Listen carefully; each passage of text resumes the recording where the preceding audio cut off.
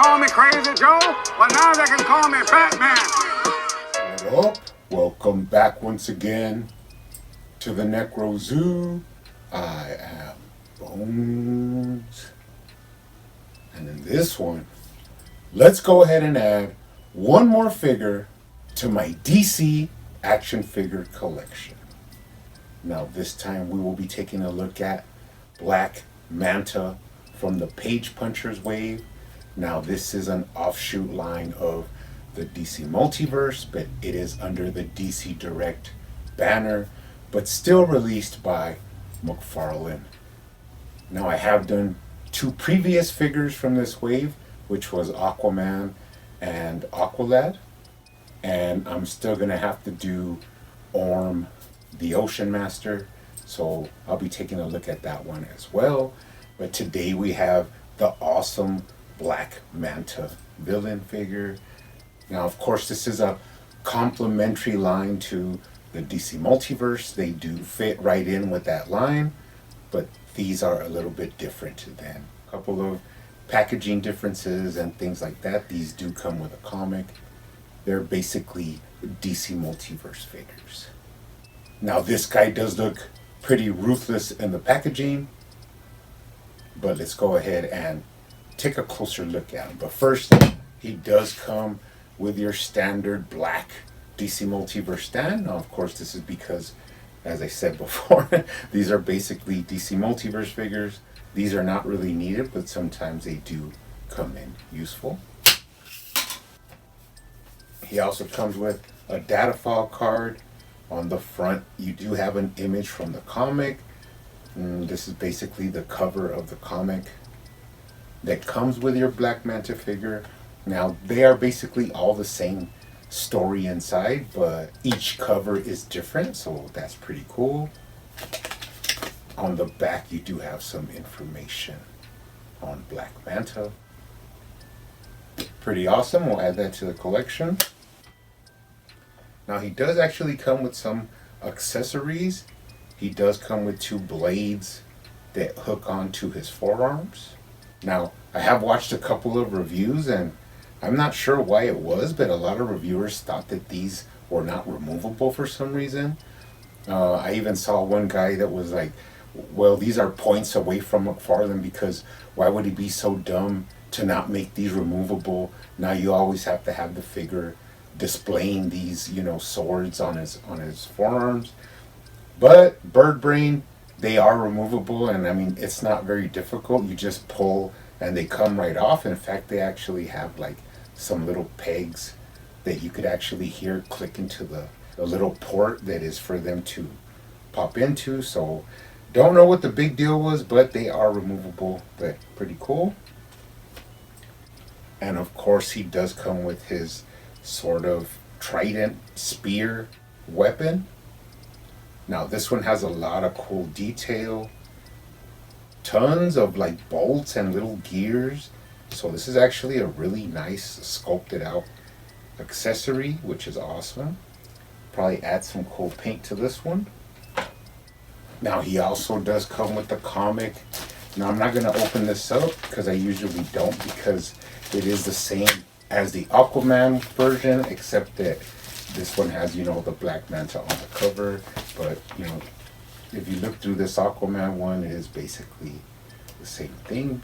Pretty cool. They do have all the characters in here, so. Now let's go ahead and take a closer look at the figure. First impressions. Knew we were going to get a Black Manta, which the thing that's pretty cool about this one is that it is a comic version. It's not from the movies or anything like that. So for all intents and purposes, this is a comic version of Black Manta. A little bit sleeker and less bulky, but if you do look at like the DC Universe Classics, it was just a guy like in a scuba suit.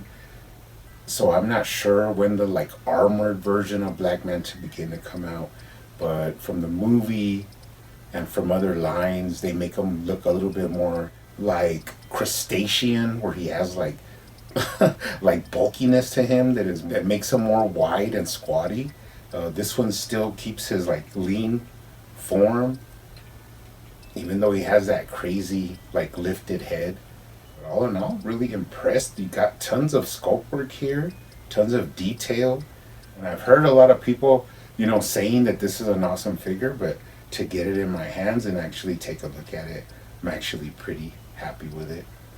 Looks pretty cool. Let's take a look at the head sculpt. Now this is another thing where you could, do different versions of him with like a more rounder sort of helmet, and this one's a little bit more sleeker. Actually has a sort of skull look to it. If you look with the eyes and down into the silver part at a certain, angle, you could see how it looks kind of like a skull, which of course I love. And also if you look at him, he has some cool little, design, little markings, and the eyes really pop out to you. Now they're not reflective or anything like that, but they're like a sort of more highlight kind of orange, which actually match the markings on him, which aren't necessarily red. They kind of have an orange hue to them. Pretty nice. Now I'll get into once again I'm going to get into another reviewer that I saw, and I don't know what his problem was. First he wouldn't take off the blades, and he said that he had to have them in there because they wouldn't come off. And then he moved the head back, and he said, well, there's no range in the head. And then he like pushed it forward a little bit, but he stopped. And then he tilted it a little bit, and then he stopped. And I was like, that cannot be all the articulation. I know McFarlane does better than that. So now it's my turn, and of course, yes, the head does look down really far. Really gives him like a sort of menacing stance.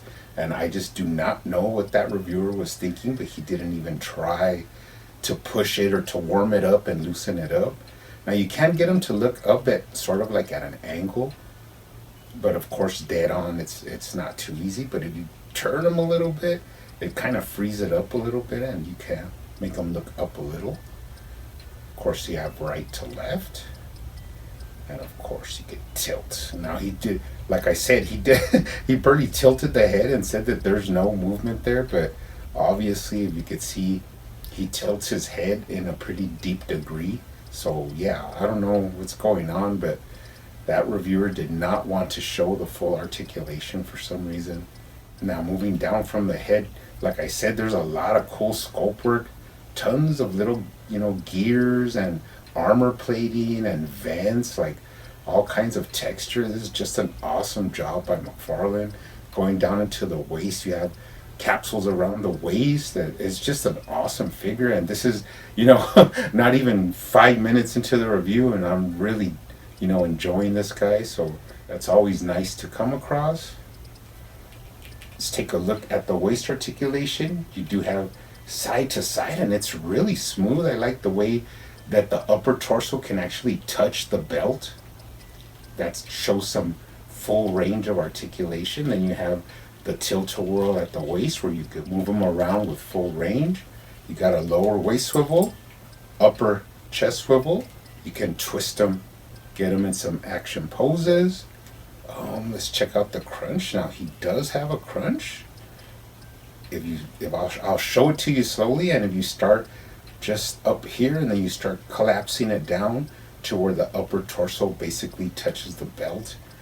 Pretty good. McFarlane's getting way better at the forward crunch, and of course you could lean him back. Per usual from McFarlane figures. Let's take a look at the shoulder. He does have that socket and bushing shoulder joint that gives you some good range and covers up the gap between there.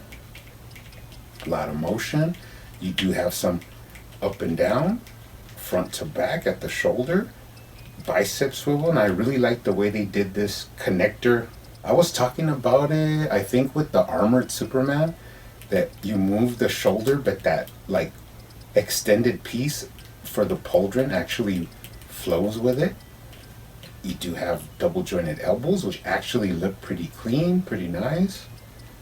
And then starting up from the shoulder, you got some more like gears, little straps and buckles, moving down into some texturing.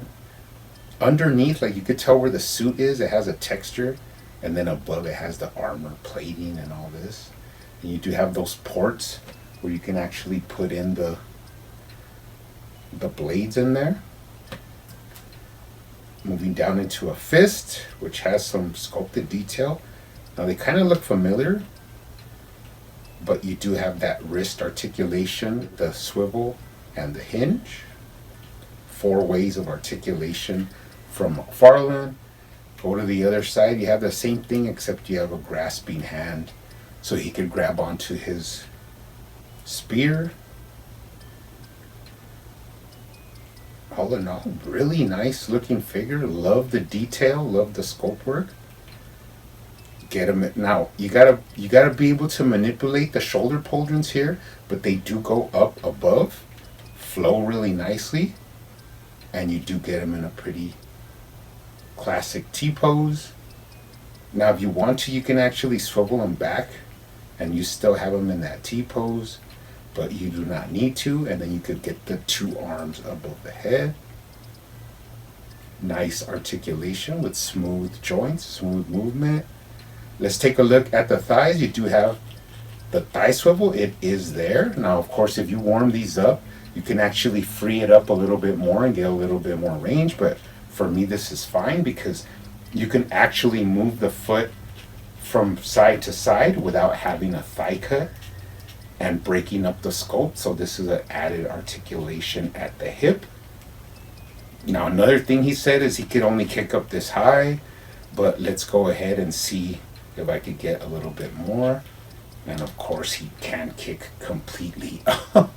Now this guy could do the splits rather easily, but I'm not a big fan of doing that. But he can kick back even higher. Now the trunks do fold and bend out of the way, but do not be worried about that because when you put the legs back, the rubber actually goes back to its original shape. So that is what these soft rubber trunks are for, is for you to get a lot of range from the legs and the hips. Cock out the knee. He does have that McFarlane hip swivel. Double jointed knees. Kind of stop a little bit because of that back fin. Straighten them out. Up and down at the ankle, right to left, pretty smooth rocker, and toe articulation. Really nice. Now before we go, let's go ahead and take it in, the whole lower body sculpt. I mean, it is beautiful. I love the texture on the undersuit, as I said before, and the plating looks really nice. The sculpt line and the silhouette are just perfect. If you go down into the ankles, they have like these cool sort of mechanical hinges. So they actually fit right in with the design of the figure. And they don't break up any kind of aesthetic that would be there because it all flows together really nice. Just awesome, awesome work by McFarlane. I love the way the red kind of, brings out a little bit of contrast and color in different parts where you least expect it, so your eyes don't get like so tired of just like the same color of black. It actually pops a little bit. Take a look at him from the bottom. No tread, but he does have some identifying marks. Moving up the back, you do have those fins and then some more vents that are not painted. Moving up towards the belt. Awesome. I love this like horizontal kind of design. And then of course, once again, like I said last time, McFarlane always has like some sort of spine design. This one of course has it as well.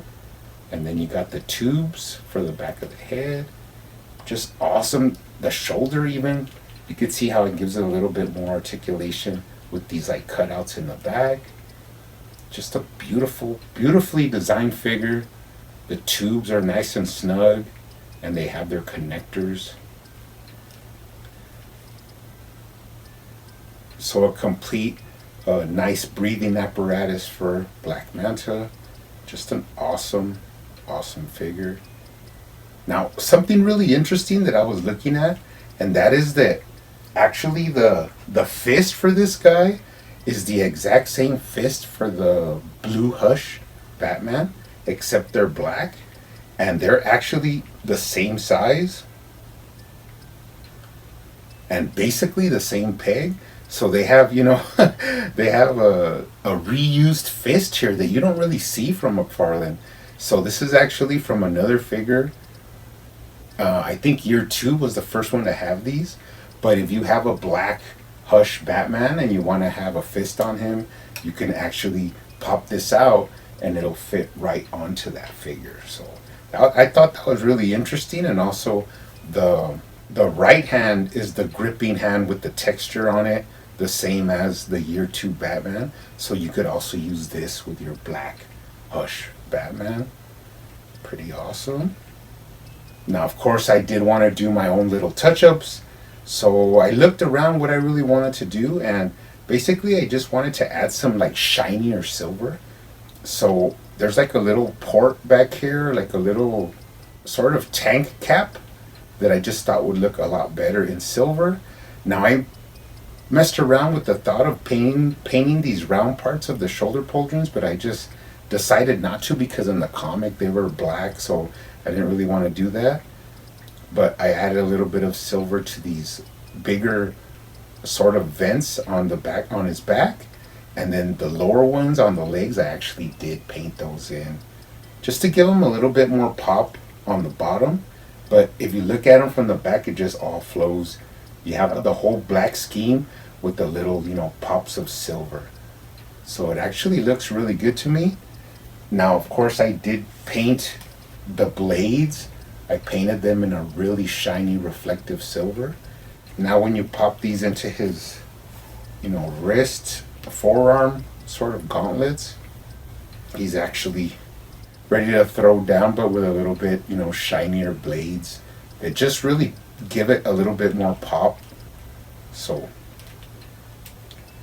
thought that was cool.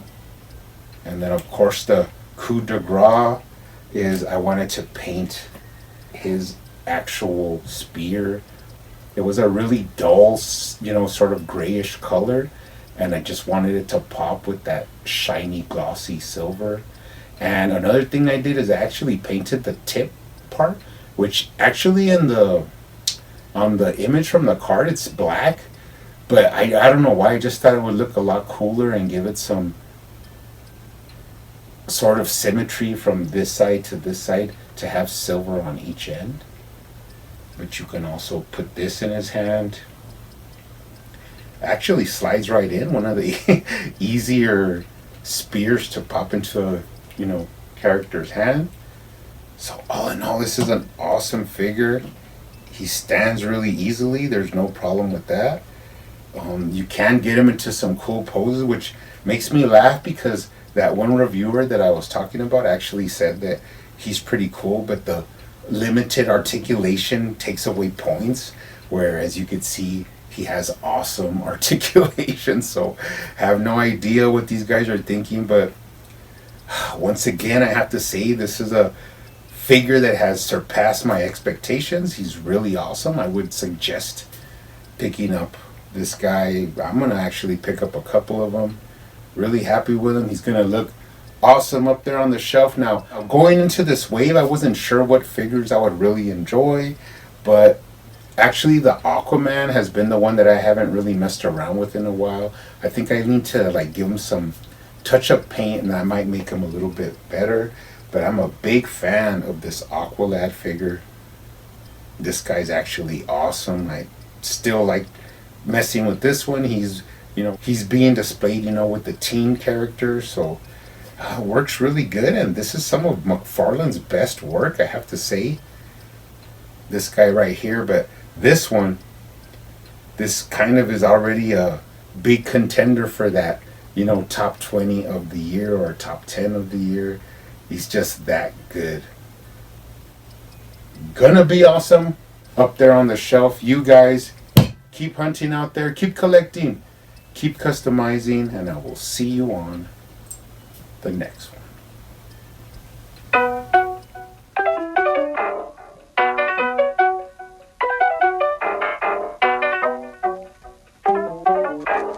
They used to call me Crazy Joe, but now they can call me Batman.